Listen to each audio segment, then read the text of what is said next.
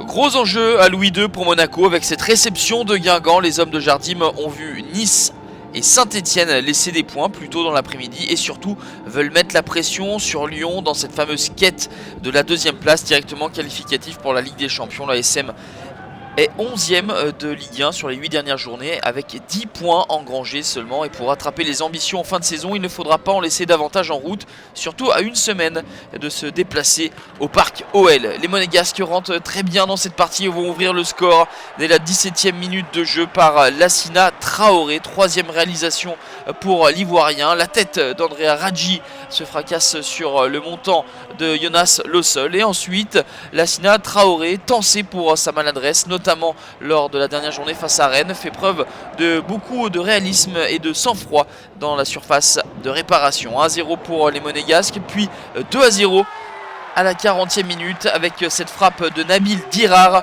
qui est contrée par Julien Cardi. Jonas Lossel est battu. Deuxième réalisation pour le Belge Nabil Dirar. Son premier but, c'était au match aller justement face à Guingamp où les Monégasques avait obtenu le point du match nul, 3 buts partout. La déception de Jocelyn Gourvenec car ces hommes ne montrent pas le même visage qu'ils avaient fourni à Rennes lors de leur dernière victoire à l'extérieur 3-0.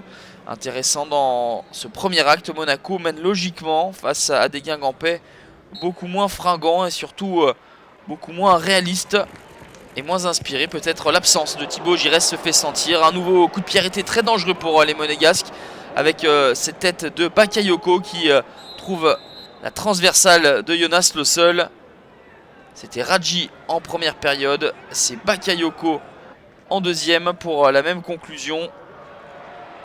Monaco insiste, essaye de se mettre définitivement à l'abri, mais Jonas Lossel réalise une parade, l'une des premières de sa partie.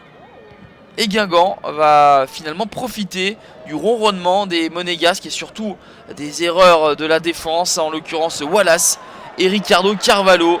Mais Vluterning n'en demandait pas tant, il réduit la marque à la 75e minute. Troisième réalisation pour Vluterning, c'est le 43e but encaissé par l'ASM à ce moment-là, soit 17 de plus que sur l'ensemble de la saison passée.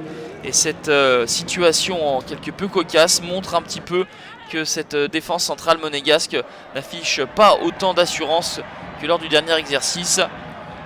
Jocelyn Gourvenec y a cru simplement une minute puisque Bernardo Silva va donner un petit peu plus d'ampleur à l'avantage de l'ASM. 3-1 pour les hommes du Rocher avec la 7e réalisation de Bernardo Silva, meilleur buteur du club en Ligue 1. Le Portugais marque le but du 3-1, mais ce ne sera pas le score final car à la 81e minute, Benjamin Angoua va jaillir plus haut que tout le monde pour tromper Daniel Subasic. 44e but encaissé par l'ASM. Et une nouvelle fois, beaucoup trop de liberté pour Benjamin Angoua. Un peu moins solide en deuxième période. Les Monégasques assurent néanmoins l'essentiel, à savoir une victoire pour s'offrir une finale pour la deuxième place lors de la prochaine journée à Lyon.